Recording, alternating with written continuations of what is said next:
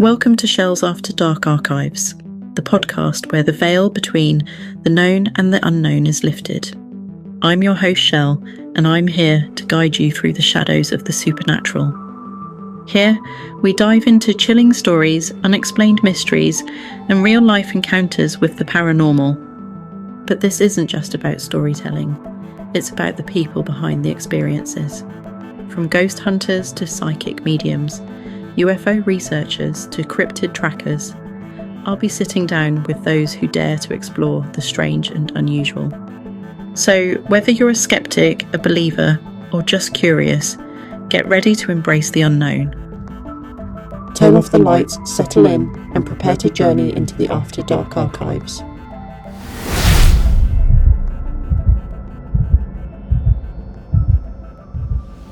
Hello everyone, and welcome back to another episode of Shell Spooky Stories, the After Dark Archives. And I'm thrilled to say that I have an amazing guest with me tonight.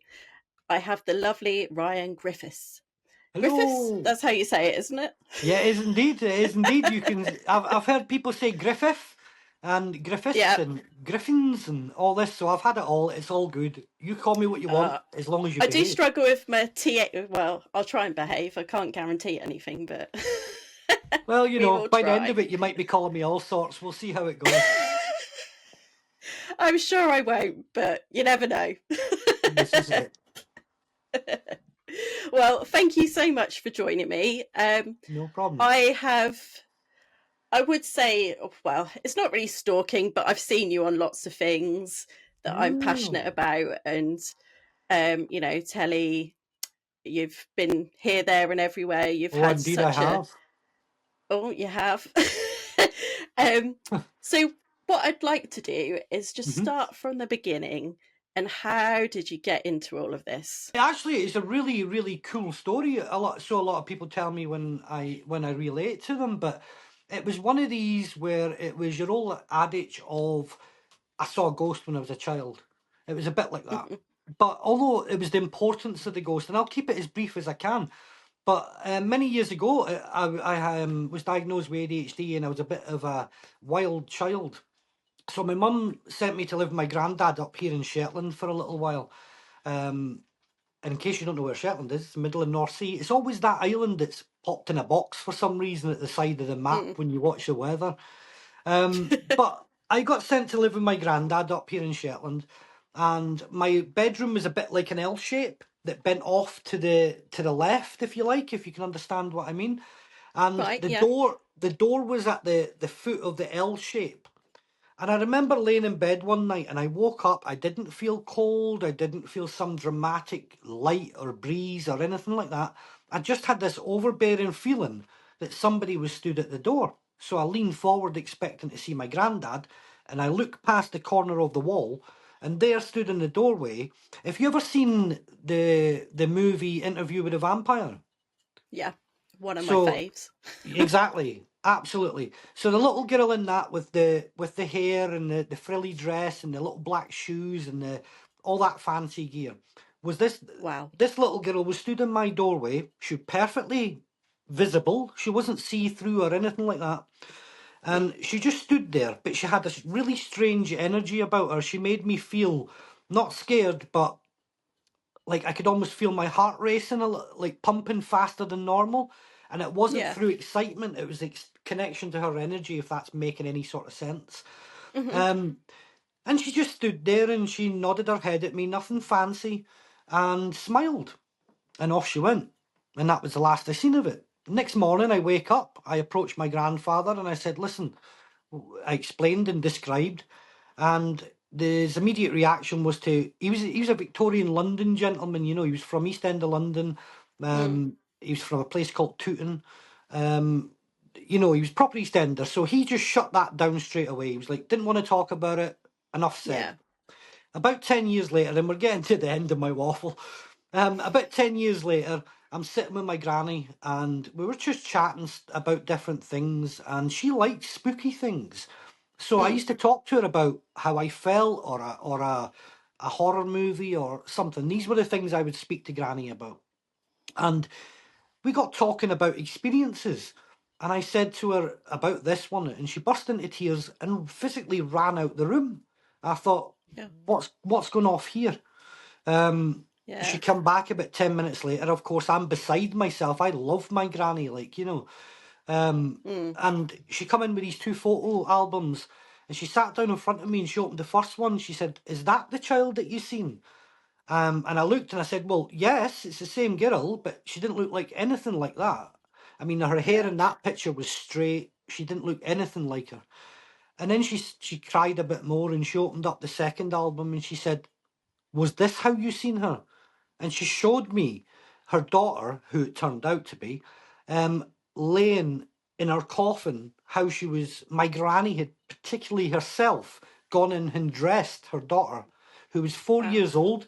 I described her as being about 4, and how I described her was exactly how that photo presented itself. Now, remember, for the skeptics out there, yes, you could argue the fact that I suppose I could have found that photo somewhere in the house, but we're talking 10 years prior to that is when I Yeah. first mentioned it. So how could I have got a picture from my granny, who had long since split up from my grandfather? Yeah. And then, of course, how would I also know that that was my aunt, or that she was 4 years old, or any of these sort of things? And anyway, it turned out it was my granny and granddad's first child. They named her Margaret. She was 4 years old. She had died of pneumonia. I think it was pneumonia anyway, if I remember rightly. But as I say, how could I know that? So that Yeah. then fired me up and sort of got me into the old most haunted type things and everything else. Obviously not most haunted, but at that time I was following the old books you would get in the library. You remember the old ghost stories books that were about Yeah. this thick? This is how I lived my life as an early teenager, just reading books. And I've got one of those about Borley Rectory, like on the side, and it's honestly like that big.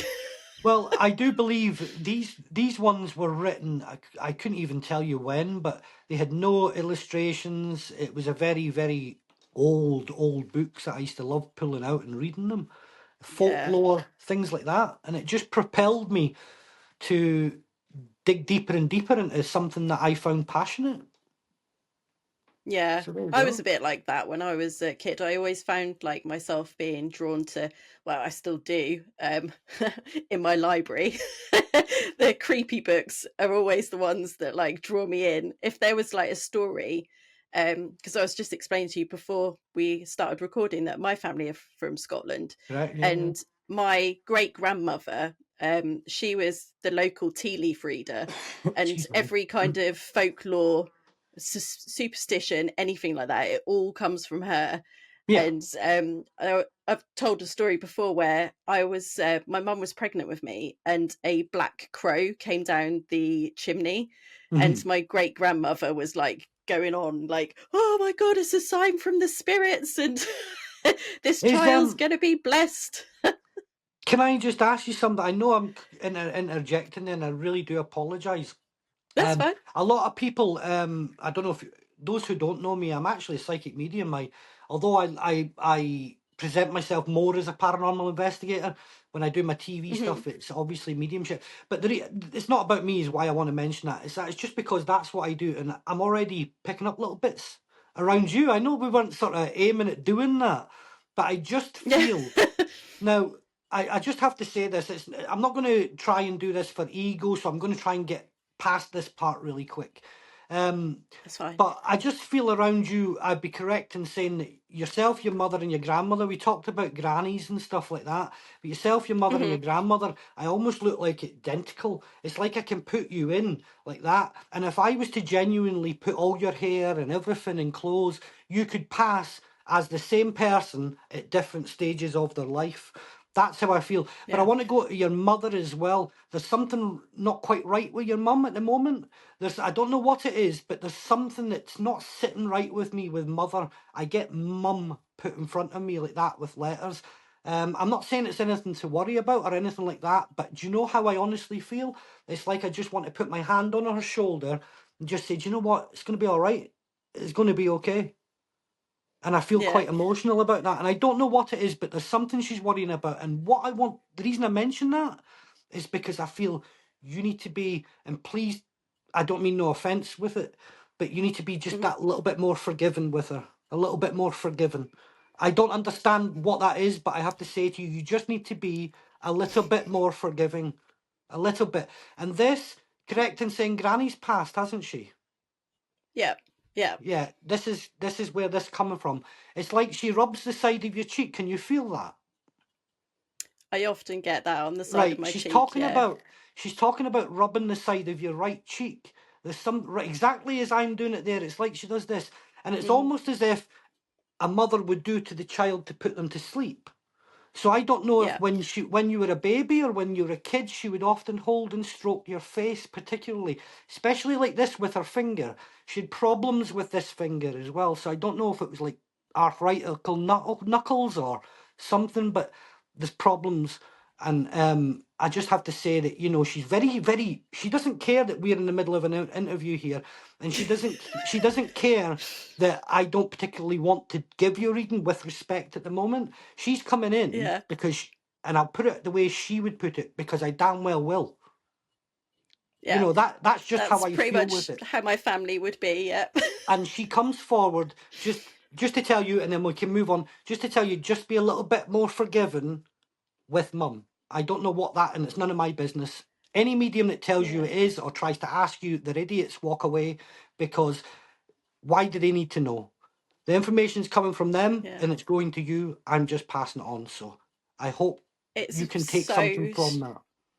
It's so And the strange that you've said 15th that. of February, the 15th of February. I don't know what that connects to, but the 15th of February. That is not either side. It's the 15th of February. I'll have to write that down because I'll It may be, forget if not. a lot of people and mediums will put that across as if to say, you may see some mediums go, it's definitely the 15th, or it maybe it's the day before, it's maybe the day after, it's maybe... No. If that's something, that may be something to come, it may not be connected to a memory or a death or a birthday or anything. It may be about what's to come. So although I don't predict, sometimes a real medium will never predict. But this piece of information came through for a reason. So the 15th of February, and just be more forgiving. And that's all I will say. It's so interesting that you've said that, because I was literally having a conversation with my sister about this. Sorry. Who's Catherine? Catherine. Calf. Was she being called Calf? I don't know, but I'm getting Calf. No. I'm hearing Catherine. I don't know. Just who, again, let me know, because to... the 15th's not far away. Well, 15th of February's been, but I mean, when the 15th of February comes out, let me know, because there's something connecting there. A Catherine, Calf. But I don't say it like calf. I say it more like calf. I'm probably sounding like a lunatic now, but that's just mind I said that. I'll have a think about that one, because I'm trying to think about... Yeah, but what you've said about my mum is so interesting, because I was literally talking to my sister about this the other day, and I've spoken to you about it before, with where I have like really vivid dreams. Yes. My mum passed away 3 years ago, but every time I have dreams of her, I'm really angry with her, and we're always arguing in our dreams. Wow. And I said to my sister, I don't know what it is, but every time and it's taken me up till now to start dreaming of her. Like, I always have dreams of my granddad. It's always, I'm in the dream, my granddad's there. The hairs have literally just gone up on my arms there as you said that. I can see that. Yeah. So when I have dreams of my granddad, ever since he's passed, I know he's dead in the dream. I'm talking to him. We're communicating. I've even had ones where he's like looking at something, and I said to him, like, what are you doing? And he was like, oh my God, you can see me. And I was like, yeah. And then I'll suddenly wake up and I'll be like, but I'll remember that just happened. I've never had that with my mum since she passed, but recently, it's been the past week, I've started to dream of her, and I'm always really angry with her. And then I feel really bad when I wake up, and then I'm like, why did that just happen? I'm going to correct myself there, because far be it from me to say don't be, because I don't know the situation. But what I would say is, I think what's important, I think you would agree, is from here on in, not necessarily about what was. So it's you know, in that respect, don't be, you know, because we often, as you well know, I don't need to verse you in chapter and all that, you know how it is, but spirit come to visit you while you sleep and different things like that.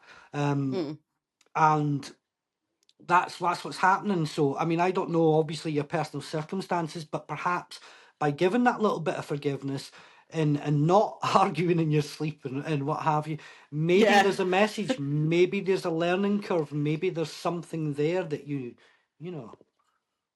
Need to think on.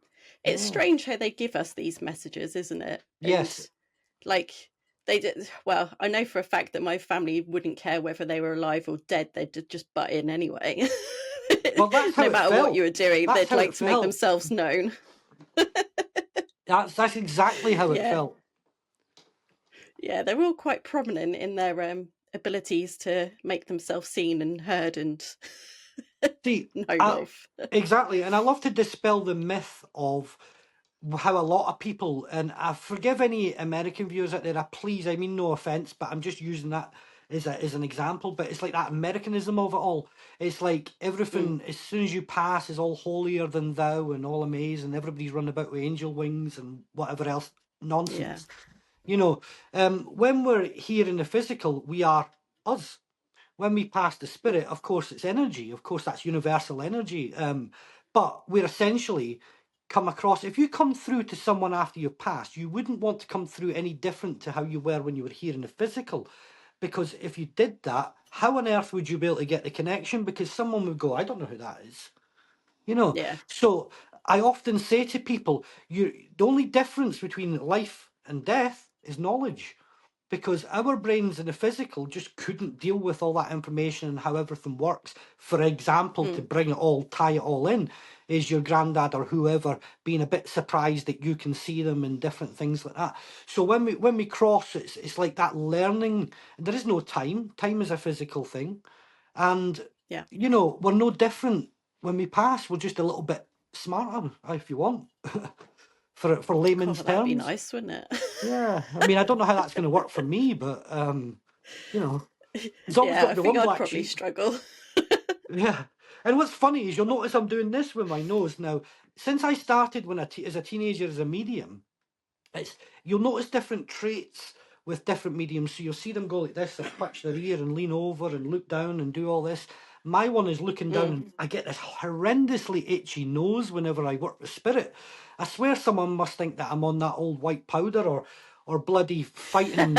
I don't know, but it's just you can't. I just can't leave my bloody nose alone. Yeah. There you go. Yeah. Do you know what though? My nan, she used to get horrendous nosebleeds, and she used to always be with tissue at her nose like that. Well, and when you said about her fingers, she used to knit, and her fingers were so arthritic that they were like, you know, stuck. They gave me an impression of she like would knit. really knuckly and really strange, like to feel the touch. Yeah. Because she was really skinny as well, so you'd literally see like all the bones and they'd be like just stuck together because she used to just be like this all the time. So that totally makes sense. Yeah, my granny did a bit of that as well, but she got older. She just, I don't think it was so much that she couldn't. I think it was just, if you knew my granny, she was a bit of a, she probably just couldn't be bothered. Like, you know, she honestly, my granny was, I mean, it sounds like a horrendous person to pick that she was very similar to, but was Hitler.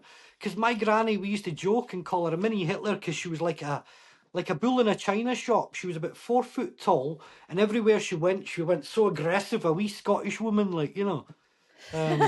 So we used to, as kids, call her Hitler, which I suppose wasn't a great example in the grand scheme of things, but probably not. No.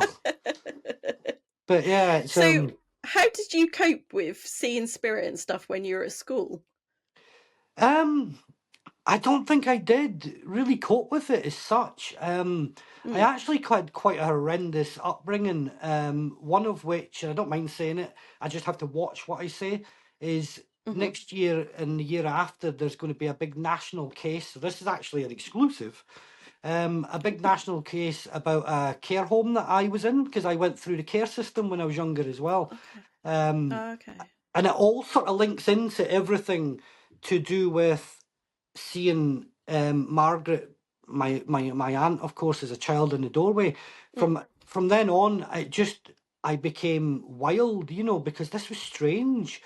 To me, Yeah. I had nobody to talk to, and anybody I spoke to about it, and you're talking like the early 80s, these people were like giving me a clip round the ear and telling me to shut up and stop being attention seeking. And so it was like that. And unfortunately, I remember laying in my bed as a young lad and just seeing spirit coming at the wall all the time, or coming into the room to visit me, or coming very Yeah. close to me. And all it done was propel, like I said, I've got ADHD. Perhaps that's linked somehow. But it just seemed to escalate that. So you can imagine dealing with a kid that was just getting used to life, seeing things that he couldn't explain, and of course nobody else could see.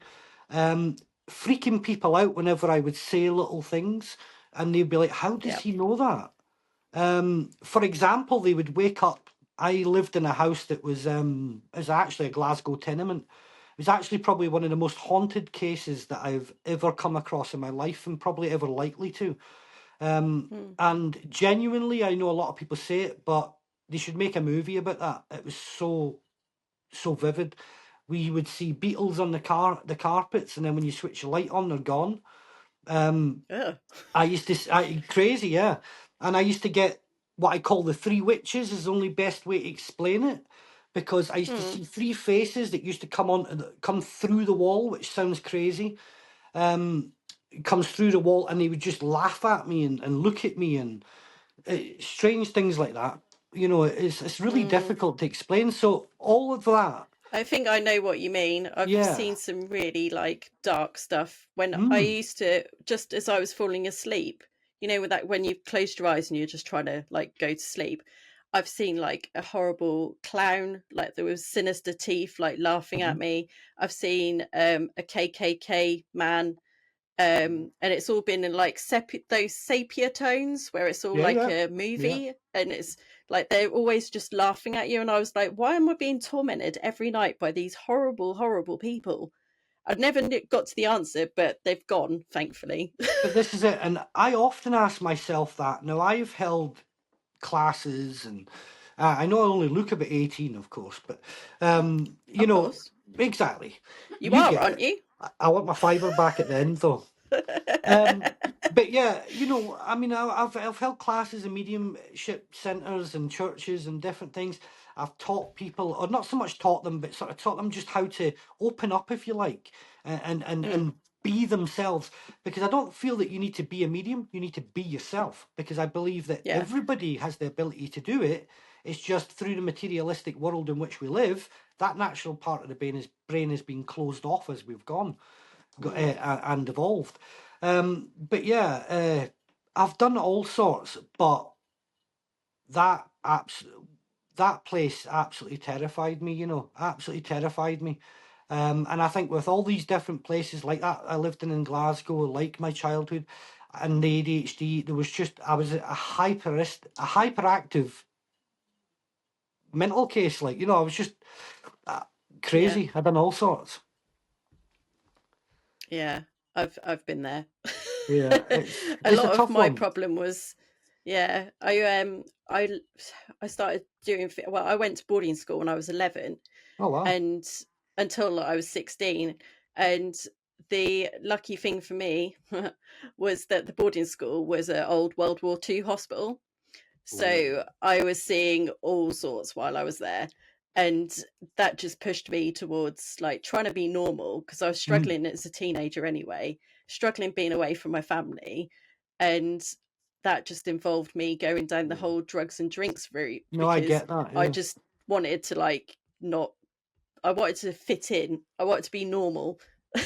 And Yeah. I think that just probably made it worse, but No, I get that. I can relate to that, because as I say, I went through the 80s and 90s. I was a 90s kid, I'm not a 90s kid, but I was a 90s teenager, and I was out there just getting wrecked every Friday night and then it moves on to the Thursday night, and then it'd be the Monday night, and then before you know it, by Yeah. the time you're 18, you're out almost every night. Like, you know, and it's such Yeah. is life. And I think similar to you, to relate to you there, I think I'm just trying to hide everything, you know, because it's like I can't deal with all this coming at me as a kid. I need to develop. I need to experience the world. I need to learn from the world. This is too much.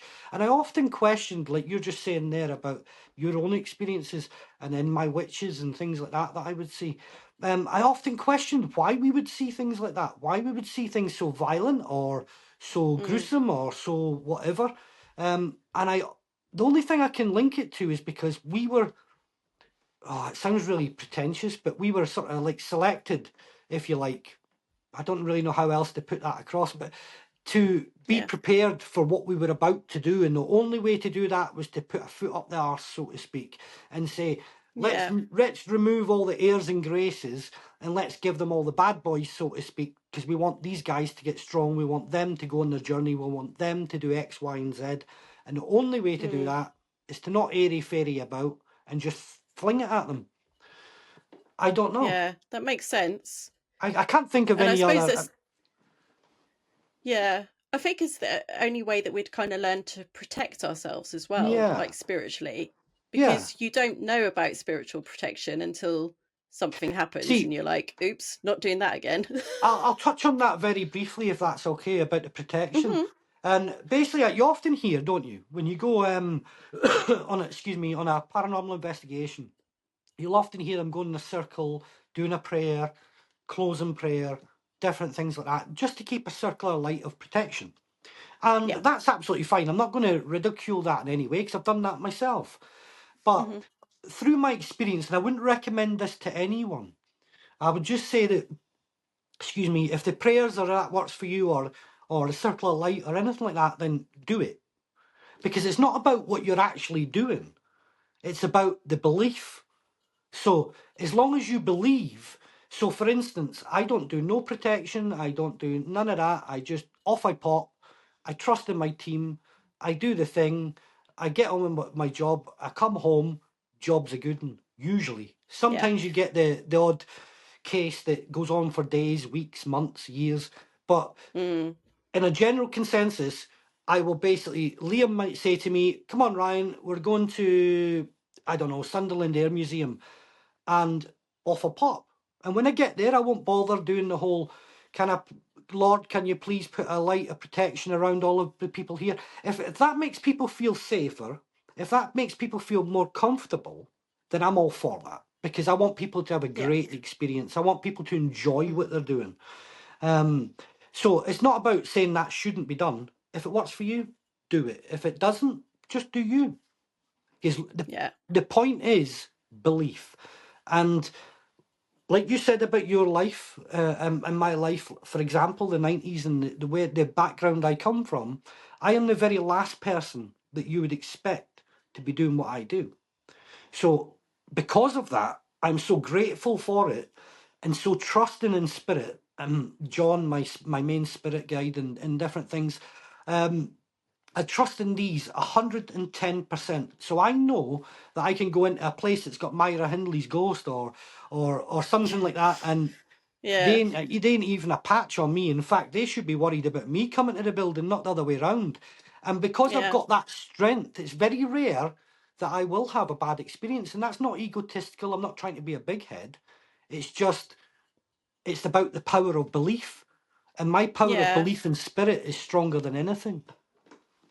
I know what you mean. I understand. I mean, Liam joked about this earlier when I spoke to him. He was like, when you go into an investigation, you've got so much armor on you that you're surprised you're not like, I can't even remember what he said, like in a tin box or something. And I was like, yeah, but that's just what I do. Like, I just want to make sure that I'm all right. It makes me feel better.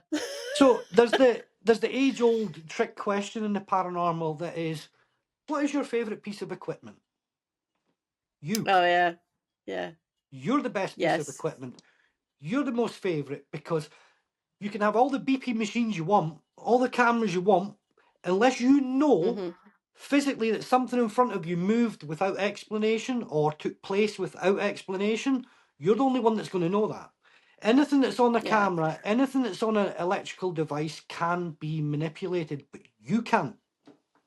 Well, Mhm. you can if you understand, but you can't in that aspect because you Yeah. saw it, you know what you saw. So you're the best piece of equipment. Yeah. I think that's very true. Like I try and I don't particularly use a lot of equipment.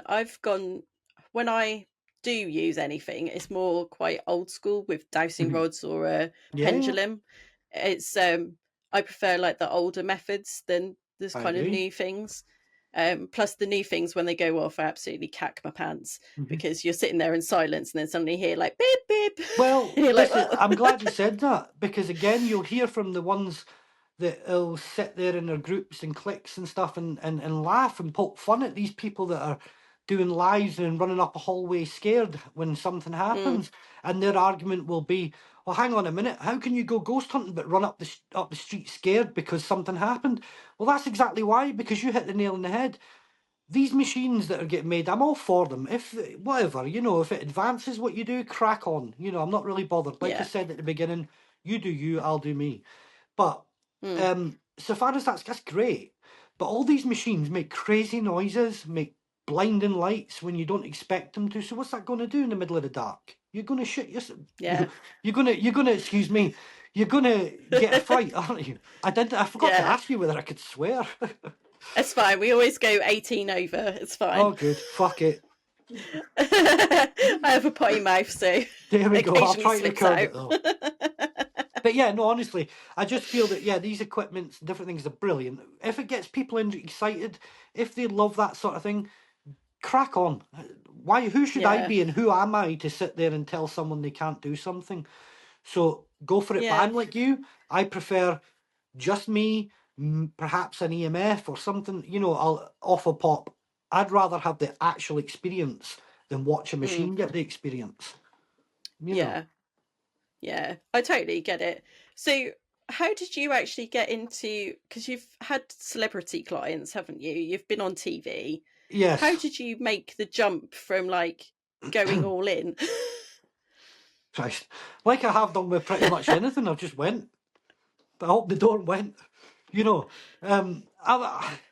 I think again I go back to my childhood and I sort of say, whenever things were presented themselves, whenever opportunities presented themselves, I kind of just ran with it because I had so little, and I genuinely, I know everybody's got a sob story like on X Factor and everything else, but I had a struggle in life, and I just thought that whenever I get an opportunity, I am going to take that, and I would echo that on to anybody watching this. Firstly, please hit share, make sure you know what's going on, and do the like button and everything else, and tell everybody all about this. Get your pals to invite. Anyway, back to what we were saying. And it's 10 quid you owe me, right? Yeah, all right. It'll be but 20 by the time we're finished. but yeah, no, that I just felt that I would run with every opportunity that came. And one day, I was a former colleague of mine gave me a call up and he said that Katie Price.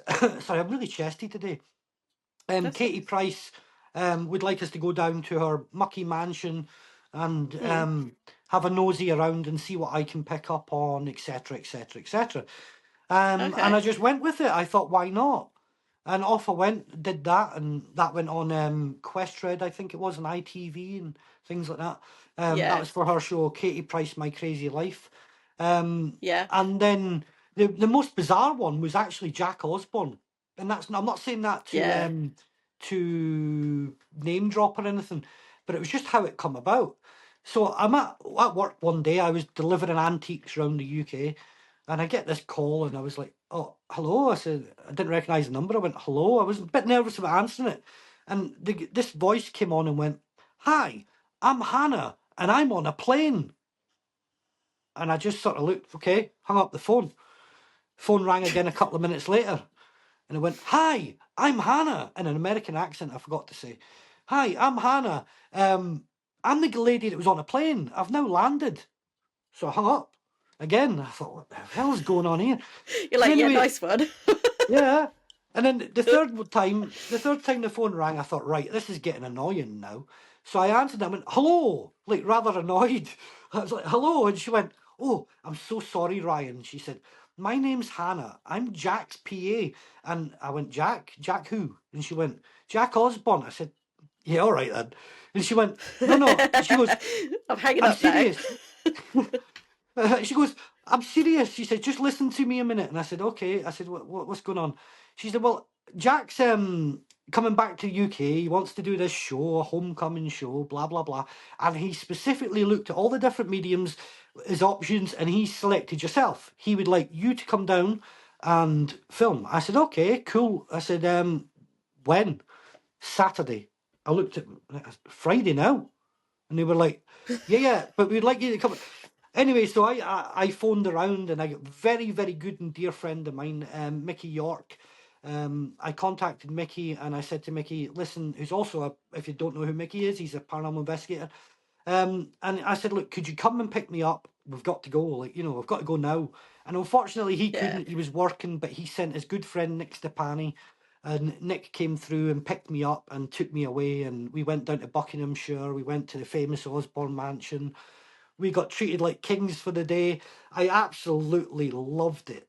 But the funny story is, the little punchline was, I walked in there, took my shoes off, went into the kitchen. All the production crew was there. Jack was overeating, and his assistant came up to me, who also looked like him. And because I was in the middle of getting mic'd up, I was sort of like not paying attention, and I turned and went, hi, Jack. And you just saw the real Jack over there going like that. And I felt so embarrassed. I then ignored his friend. It was a bit of a double whammy, so I embarrassed myself in front of Jack. Then I totally disrespected the PA and ignored him, and went over to Jack, shook his hand and said, I'm so sorry, Jack. Hi, Jack. And they just laughed at me, like, you know, so. But it was great fun. Yeah, he seems quite easygoing. Like, Brilliant. I love his podcast. I listen to him like all the time. And He's the such thing a cool is dude. he is, his podcast is brilliant, and how he is, the love he has for his family and what have you is unparamount. It's brilliant. It's good to see. And there's no, it's not canned. You know, everything that you see with him on the screen is not canned. He's very natural. He's very loose. To echo that, when I arrived on set, they said to me, like, you know, how do you work? You might see that actually at the start of the episode, I think, with Jack, where he asks me, he says, oh, Yeah, like, I so think yeah, he says, how do you work? And I just sort of said, I like to just be me. And he said, he did edit that a little bit because there was a little bit more to it. And I said, because I like to just like walk around and see how I feel and talk about what I'm picking up, like I did for you a few moments ago, and stuff like that. And then, like this interview, just see where it goes, you know, just see what happens.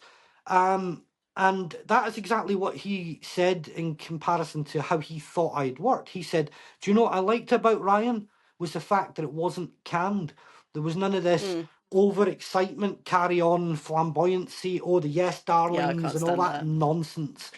You know, really pisses me off when I see a medium go, oh, sweetie, oh, darling. I think we've had a conversation about that before, haven't we? I don't doubt it. It really pisses me off. Yeah. Yeah. It puts you off watching certain things, doesn't it? Like I sometimes watch these programs and I'm like, this would be such a good program if that person wasn't there. Yeah. Like if there was just somebody else who would just like walk in and like, I joke on here quite a lot that I'd like to be like the new host of a Most Haunted type thing, but I could see like that. without all the theatrics. Let's do it. Listen, there's also something there. There's certain people out there. I mean, you have friends and people you like and dislike everywhere you go in every walk of life. And it's the same in the paranormal. There's some people out there that I like, some I don't. And there is one group in particular that I won't point fingers or name or anything. But there's one group out there that are on Amazon. They're doing their thing. Brilliant. It's all fantastic. It's all good. But what a lot of people don't research into is that looks brilliant when you say that your show's on Amazon.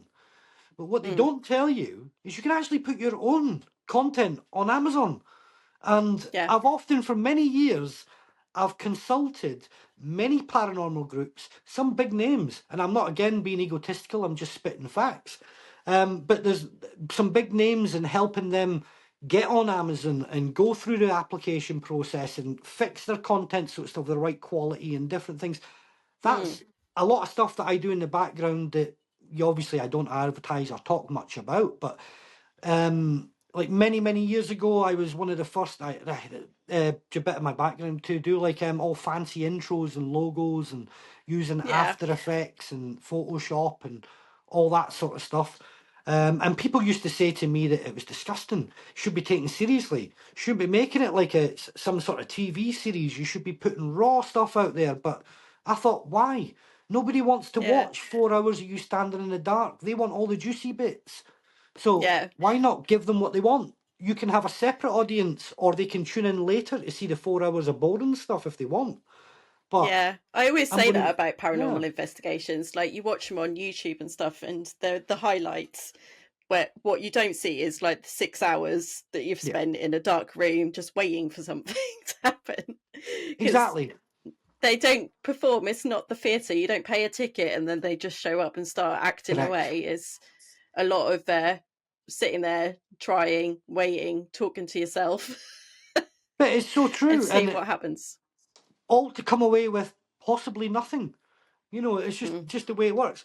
But I often find that a lot of people that you see in the comments of those videos and different things that are slagging them off, saying, "Oh, look at them pretending they're Yvette Fielding. Look at him shouting. Look at him pretending he's like Derek Acora or whatever it is." Yeah, And it's like, again, I refer to the you do you, I'll do me. You worry about you, yeah, I'll worry about me.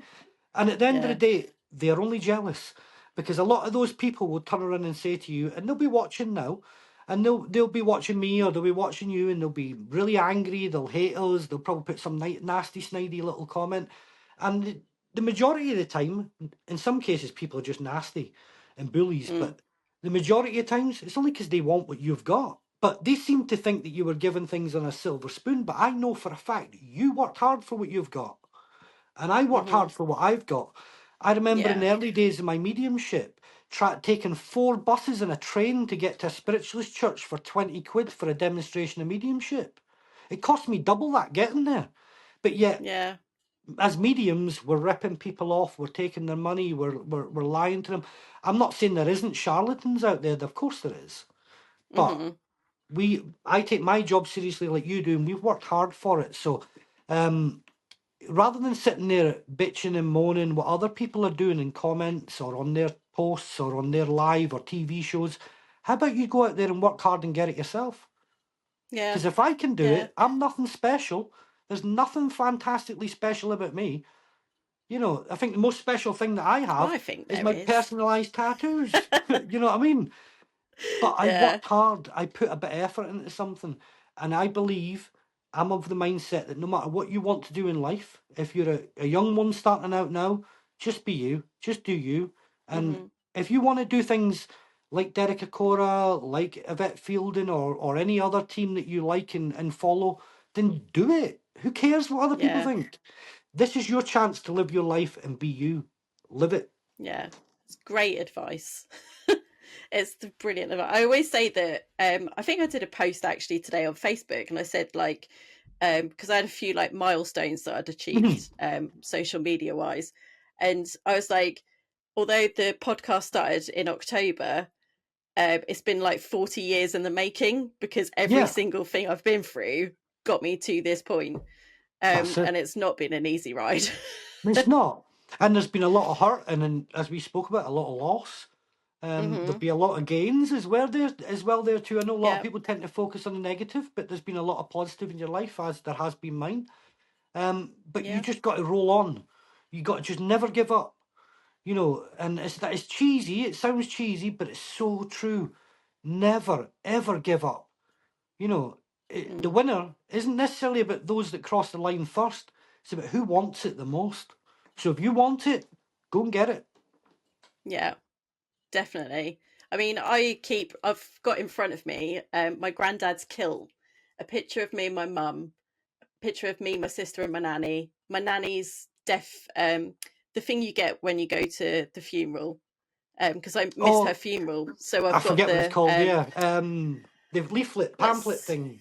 yeah, the celebration of life or something they call it. Yeah. And then I've got a picture of my granddad, my mum, and then I've got a picture of me and my friend. My friend, unfortunately, he passed away a couple of years ago. We were Oh, born God on the bless same you. day, lived around the corner from each other, grew up together. Our families were like, we have this weird like connection. Our families, like, everyone's either got the same similar name or they've got the same date of birth, and Oh, wow. it goes on and on. It's really like connected. Really strange. Well, I'll probably have to do a just very podcast quickly on on connections. My wife, my daughter who's transitioning at the moment, were born on the exact same day. Right, so I'll tell you my wife's date of birth. My wife's date of birth is the 16th of the 3rd, 1978. that. My daughter's birthday, her son's birthday, I should say now, is the 16th of the 3rd, 08. So you've got 78 and 08, and get this, they were born in the exact same hospital, and they were born how many minutes apart was it, Sally? It was the same hospital, same room, and if I would have held on another 28 minutes, it would have been exactly the same time. There you go. Wow. So yeah, it's spooky, isn't it?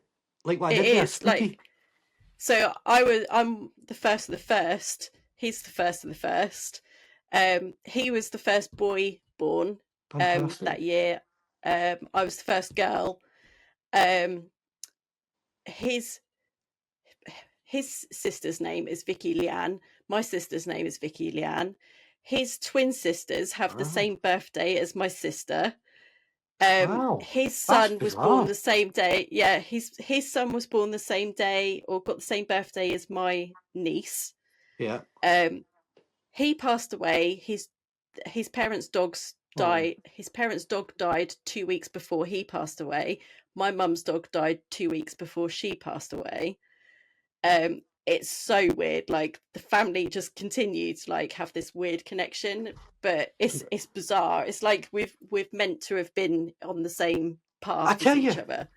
what a perfect link as well, because that truly is a Shell spooky story.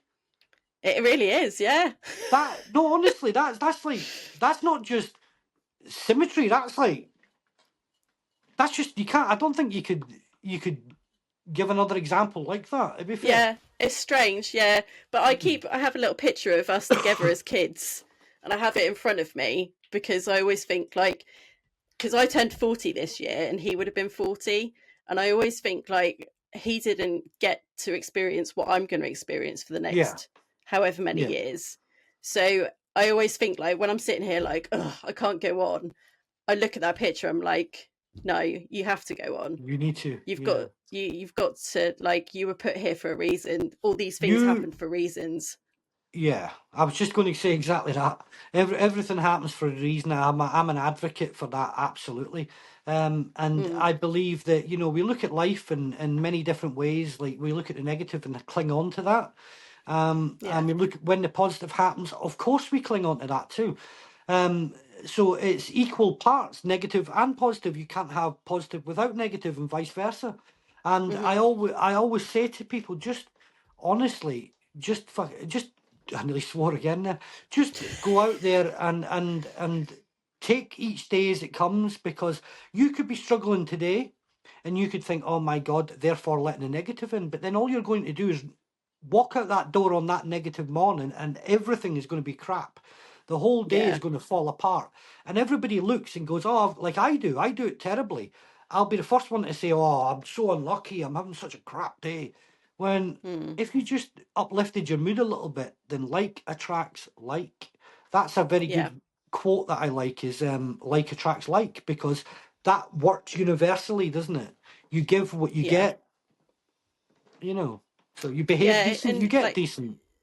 Yeah, you treat other people the way that you want to be treated, and you get treated majority of the time the same way back. But again, as naturally materialistic world that we live in, the first thought is about what we think about what others think and what others want to say, when what we really should be doing, we've been conditioned to think of everybody else before ourselves, and in some instances that is correct. That is the way that we should go. I'm not saying that people should suddenly become selfish, but in this world, don't forget yourself, because you can spend your whole life pleasing other people and spending it doing everything for them, but what about you? Do you know what I mean?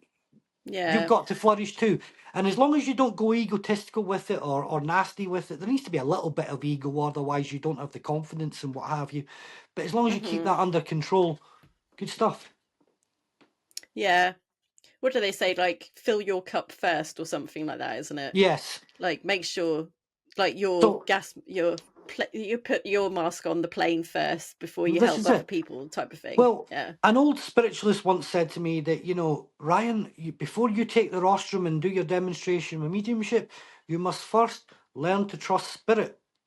And this guy was like, he used to work with, I don't know if you're aware of who Gordon Higginson is and things like that. But Gordon Higginson is like an old pioneer of the spiritualist movement and different things like that. And he'd worked at a place called Stansted Hall and taught many mediums there for years. Arguably one of the most decorated and amazing mediums that there has ever been, because his evidence, he used to be able to stand in front of people and give phone numbers, for goodness sake. How could you do that? So Yeah. go, look on YouTube, look for Gordon Higginson and have a nosy at, have some nosy at him and see what you think. So that's the sort of background I came from so far as my mediumship's concerned. But this medium said to me, he said, first you must trust spirit. And straight away, I didn't care, not in a disrespectful way, because I may come across that way, but I don't try to be. I just said to him, no. I said, I'm not happy about that. And he said, whoa, I think I know what I'm talking about before you. I said, no, I think you're misunderstanding me. How can I trust something before I trust myself? So if you ask me to go and drive that Ferrari car, how can I trust myself driving that if I don't take my time, relax, do all that? So I need to work on me. Doesn't that tell you that I need to work on me before I can work on anything else?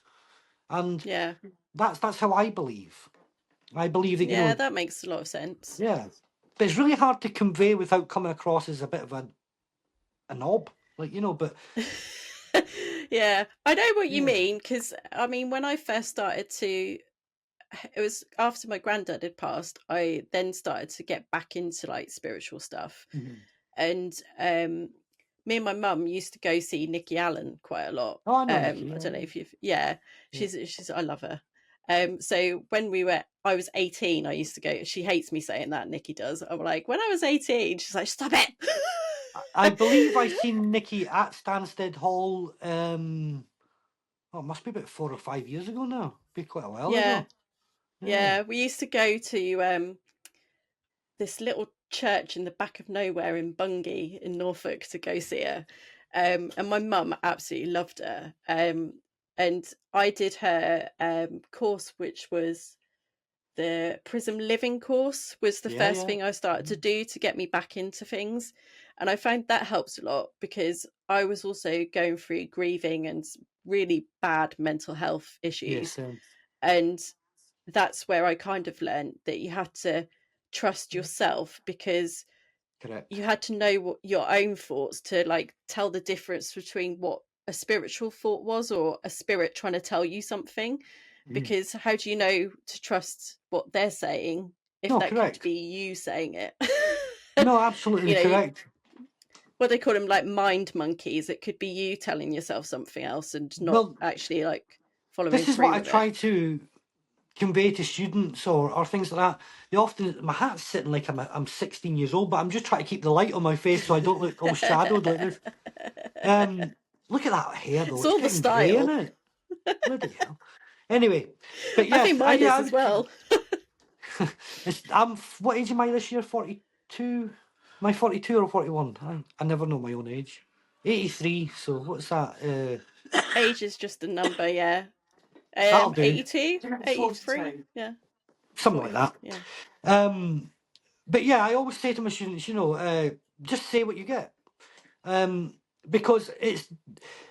How do I explain it? When a TV... not a TV. When a telephone rings. If you ever picked up the phone, pick that phone up, and you just know before you pick it up who that person is, and then you put it to their phone. Now, I must say again for the skeptics, we're obviously clearly not talking about a pre-arranged phone call that we knew Auntie Doris was going to make at 5 o'clock, so let's get past that. I'm talking about... Or your contacts that are in your mobile that blatantly says, like, Dad calling. You got it, because that's the route that, no disrespect, but I know there's many of them that's pulled me on that before, and I just think, Yeah. really, come on now, we're not all idiots. Like, anyway, when Yeah. the phone rings and you have no idea who it is, it shouldn't be ringing, and you think, I bet you that's my mum, for argument's sake, and you pick the phone up, and it is. Now, a lot of people can go, that's just coincidence, and I respect that. However, I always say, everything for a reason, like you touched on before, but nothing just happens. It doesn't just happen. Everything happens for a reason. So you knowing who that person is on the phone is for a reason. You know, you pick that feeling up. Or what about when a lady or a man or anyone is walking home on the street in the middle of the night, and you get a really uneasy feeling before you turn the corner, and then you turn the corner and something happens. Now, again, respectfully, people can say, well, that's just coincidence or whatever. Fair enough. But my belief and my opinion is 110% that's your inner spiritual being that's anticipating what is about to happen. Because in my belief is your life is predetermined. Your whole journey is predetermined. You know, there's obviously aspects of that you can branch off and do different things, but everything's predetermined. When you think of going to a spiritualist church, why is it you suddenly get a thought, do you know what, I'm going to go to a spiritualist church. I really fancy going. But then you go there and you sit down in that seat, and whether it's straight away or whether it's near the end or it's irrespective, but that medium just so happens to come to you and just gives you that message. Everything happens for a reason. Yeah. And it's I always say that I literally said this to my friend the other day. I was like, it's meant to happen because it happened. Well, like if it wasn't meant to happen, it wouldn't have happened. I mean, I'm no clever clogs. I'm sure a lot of people could quite easily embarrass me when it comes to intelligence, but and I'm not selling myself short. It's just how it is. But I've certainly I've lost my train of thought now. I've just had a brain fart. You ever had one of them where you get a brain fart and you're like, what? That's just happened to me. So I have it quite a lot with ADHD as well. that might be what it is, because I can already feel myself fidgeting. I know, because I've sat too long for it. I'm like, ooh. And that's not that I've sat too long. No, I don't mean that thingy. It's just normally I sit for like 2 minutes and I'm up doing something, like, you know, so any longer than 5 and I become a knob. So yeah, it happens to me all the time. I get brain fog all the time. Sally gets it, bless her, because she's got fibromyalgia. I have that as well as ADHD, so I sometimes really go through it.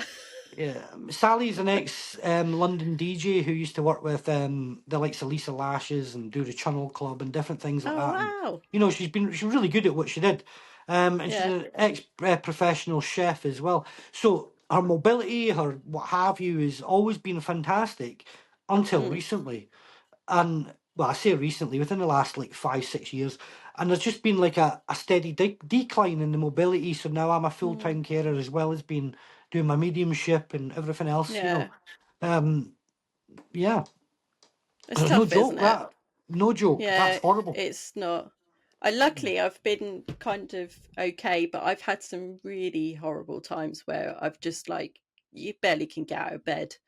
Yeah, because it's not even like just your body; it's your brain as well. Like, you're just like, ugh. And do you feel like go to sleep? Sally feels it like on those bad, she calls them flare-ups. Like, so if you touch her, my God, I've seen her actually flooding in tears just by pressing her like that. Yeah. Don't touch me. She'll say, "Don't touch me." I'm like, why? What have I done? You know, she's like, nothing. I'm just in pain. Yeah. And it's a hard one I often to get it.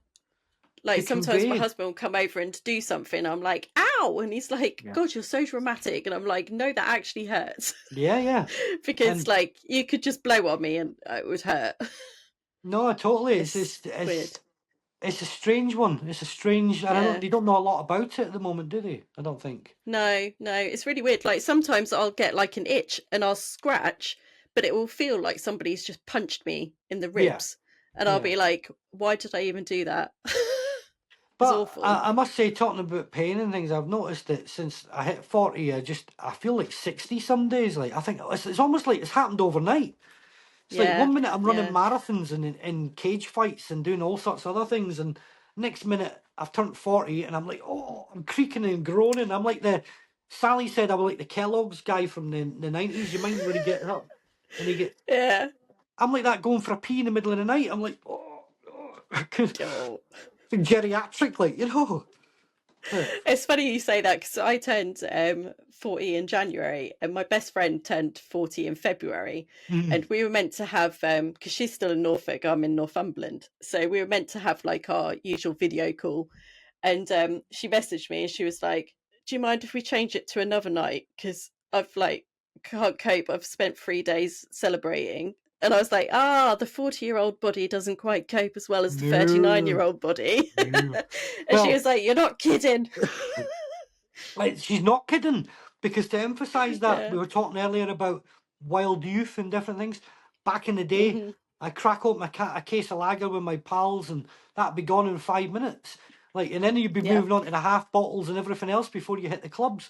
But these days, I play in a local darts team and I go on a Friday to darts, although we're in the off season, thank God, at the minute. But on a normal darts night, I'll go there, I'll have 2 pints, I'll come home all wobbly and like, whoa, what's going on here? Like, whoa. And I can't hold my piss now, like, you know. Yeah, I actually stopped drinking in October, I think it was. Yeah. I don't drink at all. I just have the 2 pints every week on a darts night and that's it. I don't enjoy it. I don't know. I just don't. The thing you do. Yeah, it's You like, should it's just like get a Switch. non-alcoholic one because it tastes the same without the buzz.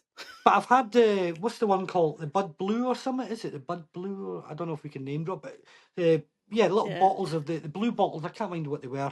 But anyway, they were all right. They tasted okay, but you know. Yeah, I know. It's just not the same when you hit 40. For This all is those it. young folk listening, beware. Well, you're telling me, and it doesn't get any better. I'm nearly 50. No. Sally says she's nearly 50. Suddenly I feel young. I'm going to get a slap in a minute. Sorry, anybody watching, me and my wife, we're not horrible to each other. We just banter the whole time.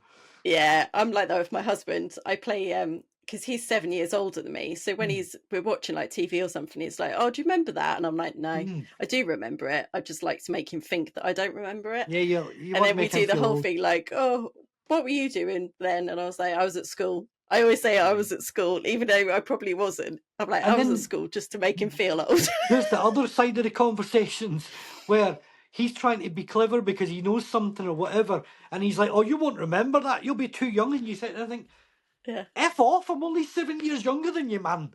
You know. Yeah, I do know. You acting like you're 90 or something there, like, you know. Yeah. What's going on? You're the same generation, yeah, it does definitely work both ways. Yeah. It does work both ways, definitely. So what I want to do is, as I said to you, we've renamed this. It's not called a quickfire round anymore because nobody can cope with it. It's just called the finish off the podcast with a bunch of questions. I love it. Very catchy. See how you answer. After, I'll have to try and find some like catchy, clever name for it, but yeah, probably won't. So, Shell asks. Here we go. Yeah, Shell asks. There we really go. Bizarre questions. So, if Spirit had a group chat, would you want in? No. No. Would anyone want to be in a group chat? Full stop. No. No. There's only one result. There's only one result from that really quickly. There's only one result that they're going to get me doing 6 different messages and running around to people here in the physical world. So it's only me that's going to do all the legwork. No. Yeah, you'd be knackered. Yeah. Yeah. You should say like, if you get like another 40 mediums in so that we can share the load, then that might be all right. You could do it. You could do it. Psychic powers for a day, would you rather read minds or see into the future? Well, I would love to be able to say neither, but I have to have a choice. And I would say read people's minds. Because I wouldn't like either if I'm absolutely honest. But to be able to pick, that's the one I'd pick. And the reason for that would be because I would rather know what people were thinking than know the outcome of things, because then your life, your reactions is not natural. If you know something's happening, you change to accommodate. So I would go with the minds. Yeah, that's a very good answer. Mm. Well done. Thank you. That was a good answer. Can I have a chocolate watch? What's You've won a cuddly toy. That'll do me. Yeah. What's your guilty pleasure when you're not chatting with the other side? My guilty pleasure is my Xbox. I'll be absolutely 100% honest. Yeah. I love a bit of Call of Duty. I love a bit of all that. I love a bit of FIFA. I love all that sort of thing. Again, I could give you a pretentious answer and say I love going to visit spiritualist churches. Listen, I devote the majority of my time to that. I love it with a passion, as I mentioned before, but I like to have my time and shut down. Yeah. I love my darts, anything recreational like that, reading a book, going out on the boat, going for a run, gym, anything that's just normal, because when you take away everything else, it's just you. You're just a guy. You're just living life. I do not. Yeah, well, that's everything your that human anybody side, watching isn't this it? does. Exactly. And I'm not going to sit here and blow smoke up people's backsides by telling them that I read some sort of philosophical works or something like that, and I'm so No. I'm just like you. I fart, I eat, I sleep, I bath, I do all that. I'm just a guy, so I play my Xbox. Oh, King Shetland on Xbox, if anyone wants to add me. You heard it here first. Get You in. did. That's your personal invite. There we go. So, most haunted item in your house? Well, Do you have one? yes, I have many. Oh, I thought you might. Yes, I think we did touch on this once before. So, I have a number of different haunted items that nothing fancy in the sense of, it's not Annabelle the doll or anything like that. These are like items that, so if you're aware of the Spiritualist National Union, who are like the governing body of the Spiritualist National Movement, obviously, and they're actually a recognised religion. So we talk about Christianity and different things. Spiritualism is religion, or it's a recognised religion. So anyway, they would get me in a bit like the I can't even remember how it's put. The researchers from down in London that would go to like the Enfield hauntings and different things like that. So they would contact me. There was a team of about 3 or 4 of us, and we would go to different cases around, or alleged cases around the UK, and see what we thought, and then decide whether that needed extra work. And if it did, we'd go back to the college. They would then send somebody out, or us back again, to finish the job, if you like. And so on. So as I went through these different cases, I would collect different memorabilia, different things. Quite often people through life would give me what they thought was a haunted doll or something that was causing problems, and I'd keep it, work with it. And if I got results from it, it would stay with me. If it didn't, I'd pass it on to somebody else to try and work with, or what have you. So yeah, I've got dolls, I've got Ouija boards, I've got all sorts of things. Wow. Yeah. I have a doll, and I got her for myself for my 40th birthday present. So weird. What should I get myself for my 40th birthday present? A haunted doll. Why not? Did the same thing. Only thing is, this thing cost me. Well, mine wasn't so lovely. Her name was Tabria.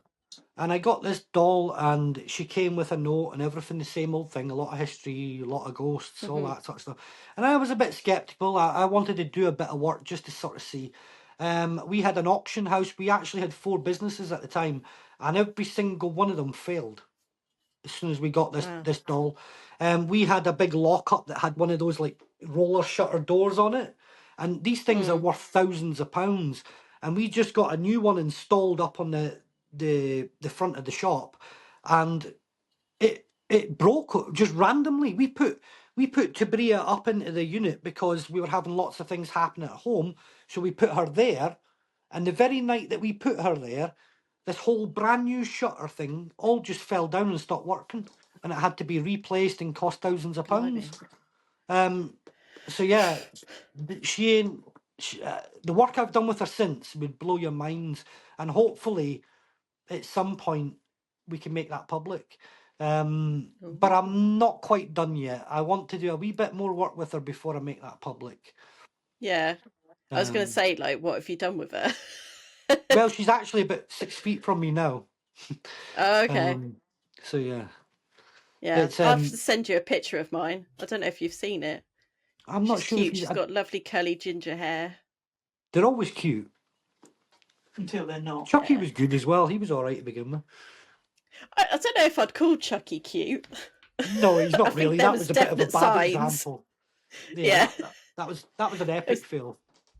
Yeah, I'm not sure. I don't think I've seen a famous one that I would actually say like, oh, that's sweet. I'd take that home. See, I think all the famous ones I've seen, I've been like, there were definitely signs that there was something wrong before you even picked it up. yeah, and I tell you one place I'd love to get in. Just I know I'm jumping off. You got quit, but it'd be the Vatican Library. I'd love to. Oh yeah, I'd love to have a dig into some of those cases because I have my I own would. theories on some of those. Like I know some of Mm. them, and I think there was a lot more cock and bull in some instances than what they let on. But there's also a lot Yes. that is like, how on earth? That's yeah. Have a Yeah, look, I would. I folks. Do a love. bit of googling. Yeah, I love things like that. Hmm. And whenever I watch things, I can always kind of tap into like the truth behind what's being said, Yeah, and I you get know, like you the. can you can feel that when you're linking into things like that. It's like a switch. It's like you just Yeah. zone into it, and you can when they're talking about experience, you can almost feel the very fear that the person speaking about was Mm-hmm. experiencing because you're that switched on. Or certainly that's how I feel. I feel that when I'm listening to cases and watching programs and the witnesses are coming on and talking, I can feel that. It's like, wow, they're not talking rubbish here. I mean, some of them are, but you'll Yeah, get you the can real tell. ones. Exactly, that's what I refer to. You'll the real ones that come, you can feel it. So within a second, Yeah, you'll feel it. I would love to do that. Like go to different places and because I always say like what I love about the paranormal investigating um is the stories like the what you sometimes get told about a place isn't necessarily what happened. Correct. The angry spirit isn't necessarily angry. They could be like, confused or can't reach to the person that they want to be Correct. with. So There's a lot more to it. again, I refer to what I said before about how you're no different here in the physical to when you Mm. pass to spirit. And if you imagine some cantankerous bloke running about thinking he's a bit of a bully and all the rest of it here in the physical world, you can almost feel, you must have met somebody in your life that before they walk through the door you could feel their energy coming to the door. So as soon Yeah. as they walk in, you feel that oppressive, you feel like, whoa, you feel a wee bit, I'm not liking this person, I'm not liking Hmm. that. Well, imagine that coming through but not seeing the person. So Yeah. imagine the very same thing happening, except on the second time you do it, you don't see the person. Mm. Now take that feeling and put that into all those different paranormal cases that most people have spoken about. And I tell you what, I have worked with some of the biggest professionals in the world in different cases. I've worked with some of the most famous mediums. I've been interviewed all around the world, and I'm telling you, as far as my 20 plus years have gone, I probably had about three cases that were genuinely demonic. Three. Mm. So, and every single person, including the Warrens, including Nick Groff, all these different other people that do different things, they will all Yeah. say the same things. It's very, very rare that you come across that type of thing. And the majority of things that people say are evil is just a pissed off spirit. It's just Yeah. a spirit that carries a strong energy. My Sally has got a powerhouse. She's a normal sort of powerhouse character. She's got very strong in her vocals. She's very holds the centre of the room, all that sort of stuff. Hmm. And imagine that coming through in spirit, or someone like me even. Be a bit of a handful, Yeah. So Yeah. I totally agree. I remember like it was Nikki actually. She'd said to me before because I'd explained to her when I was seeing all those weird faces mhm. before night, and she said if you have something demonic happening, you really know about it, Oh because yes, it will be the smell, it will be the flies, it will be like the everything. worst stink you've ever had, like, you Mhm. know, the worst feelings you've ever had. And I totally get that. But I've been some places where, you know, you can tell that there's something going on. Mhm. It's not necessarily like evil, demonic, and anything like that. It's Correct. there's just something that's, you know, an energy, like But an angry, like, you know, when your parents were cheesed off of each other, you'd walk in the room and correct. you'd know about it. But here's the other thing You'd to be add like, into the mix. And rather as putting this in arrogantly expecting people to believe me, I put it in as a question and say, have a think about this for one moment. And as I say, that when that person comes into the room, they're no different in spirit than they were here in the physical. So if they come through a bit cantankerous or a bully or high energy like me or Sally or whatever, then you're going to feel that, and some people can interpret that as scary. But mm, what I would say is, if you were that person, if you were that ghost, if you were that spirit, or whatever terminology you want to use, what would get the best results? Coming through as yourself, or if everybody in the room is automatically running around going, it's evil, it's the devil himself, it's whatever. Well, I know yeah, what I'm going to do. I'm going to pretend to be that person because it's getting a reaction. You go yeah, into a pub and you have a bunch of drunk guys over in the corner creating hell, and you're sitting there trying to enjoy a peaceful drink. You know, how are you going to get their attention? You're going to stand up, shout, "Oi, shut it! I'm trying to have a pint." Do you yeah. know what I mean? And I know It's reaching their level, isn't it? exactly, and that's what I'm. Maybe again, I'm not professing to be a smart one, but that's what I'm referring to. It's like, you know, if you're the spirit and people think that you're the devil or you're the whatever or you're any of these sort of things, then I'll present myself that way because it seems to be getting a reaction. Yeah, So think about that for a minute and think, rather than believing me in what I say, just think, do you think that's possible? Because yeah. it's a very simple process. I'd probably do it as a spirit just to like wind everyone up. Well, It'd you be just hit the like, nail on but the it head. can't be her. But She was really nice. And I'd be like, nah. also remember, here's another one that's food for thought. When you have your loved one, like your granddad, for instance, that might turn around and Hmm. say to you, when I cross over, I'm going to come back and haunt you. I'm going to come back and scare the absolute poop out of you. I'm going to do X, Y, and Z. And then that Yeah, person passes. 6 months, 6 years, 6 minutes, 6 days goes by, and they walk in and scare the absolute crap out of you. But the first thing that you do is you go, it's the devil, it's the evil, it's demonic, it's whatever. mm, Because you suddenly forgot that your pal said he was going to do that when he passed. yeah, So, you know, food for thought, isn't it? Is this, I'm not saying yeah, that's the truth, I'm saying it's a theory. It's, yeah. have we It's missed a lot definitely of food things for coming thought. through?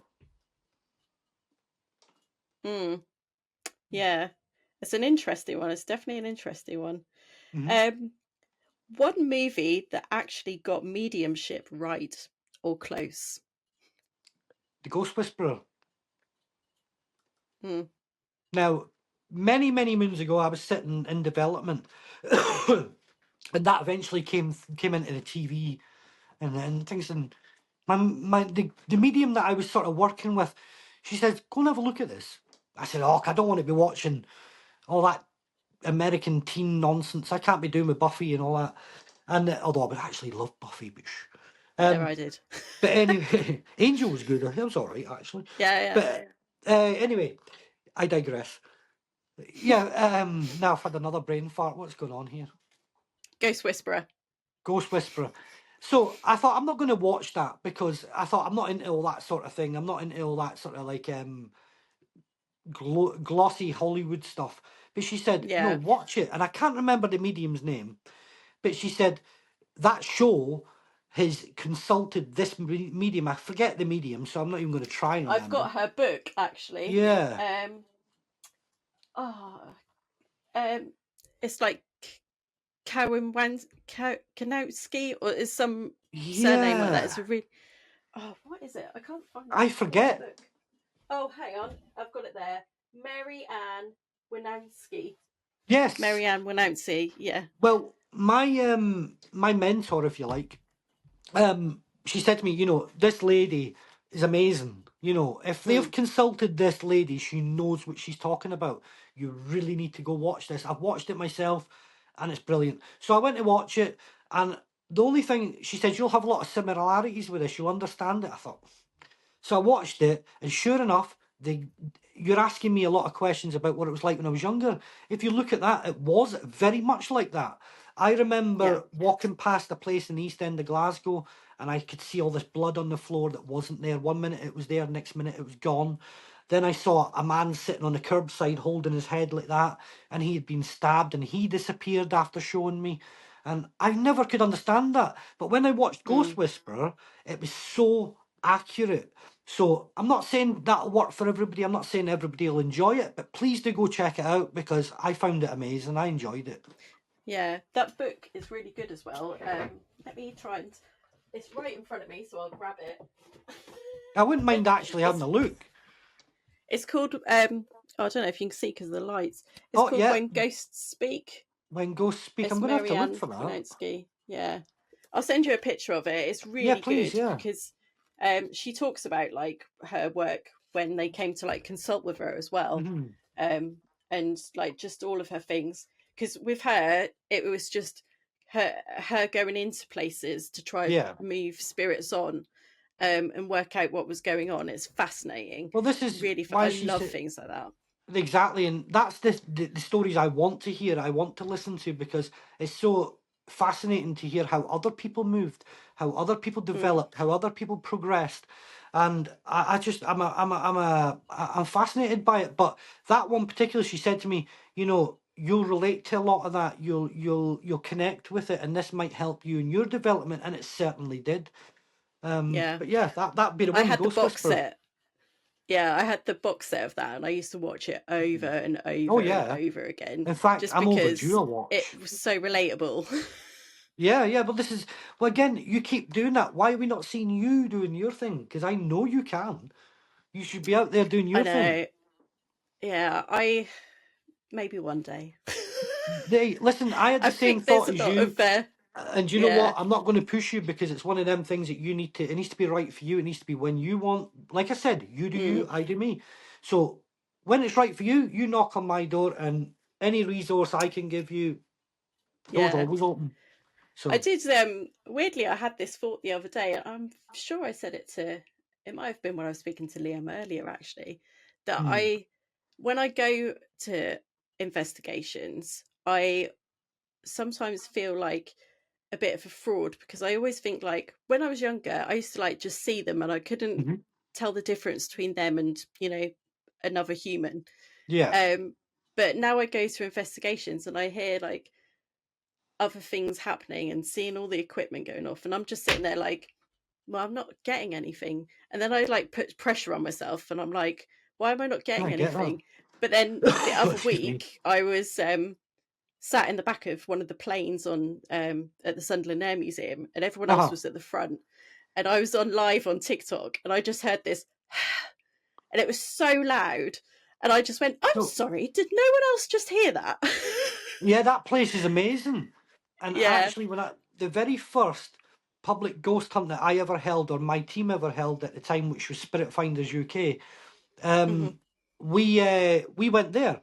And it was our team that... I don't know if you've ever heard Keith ever talking about the helicopter blade that spun round on its own. Yeah, well, that was my team that happened to. I've got the footage of my mate walking past with the camera, and you start to see it turn.